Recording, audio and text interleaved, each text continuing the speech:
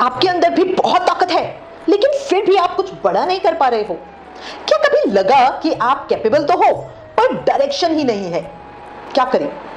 सच बताऊं, ताकत होना काफी नहीं है, सही दिशा और अनुशासन होना जरूरी है। एक प्रसंग सुनो। गुरुकुल में एक शिष्य था, शरीर से बहुत मजबूत, दिमाग से बहुत तेज, लेकिन एक बड़ी कमी थी उसके जीवन में कि कोई उसका लक्ष्य नहीं था और ना ही कोई अनुशासन था। वो अपनी शक्ति शरारतों में बर्बाद करता था। एक दिन तो उसने हद ही कर दी। सोते हुए एक छात्र को उठाकर गुरुकुल के बाहर छोड़ आया। पूरा गुरुकुल परेशान, गुरुजी क्रोधित हुए, समझाने की हर कोशिश बेकार थी। आखिरकार गुरुजी ने उसे एक काम दिया, जाओ और नदी का बहाव रोक दो।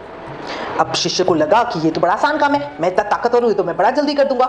वो गया, पत्थर लगाए, छोटे पत्थर बह गए। फिर वो अपनी ताकत से बड़े बड़े पत्थर लेकर आया और नदी के पार पे बड़े पत्थर लगा दिए और दोपहर तक तो सच में नदी को वो रोक आया। वो बड़ा खुश था, गर्व से फूला नहीं समा रहा था। लेकिन अगली सुबह पूरा गुरुकुल पानी में ही डूबा हुआ था। गुरुजी बोले, तुमने बहाव रोका, लेकिन पानी को दिशा तो दी ही नहीं। फिर उसे दोबारा भेजा गया। इस बार गुरुकुल बच गया, लेकिन पास का गांव डूबने लगा।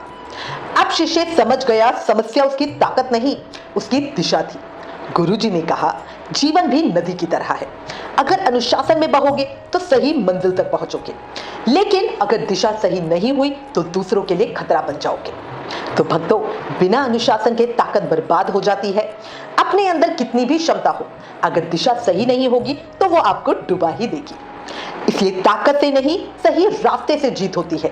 अनुशासन ही हर मंजिल की असली प्रीत होती है। आज फैसला आपको करना है, आप अपनी जिंदगी को दिशा दोगे या यूं ही बिखेरते हुए रहने दोगे।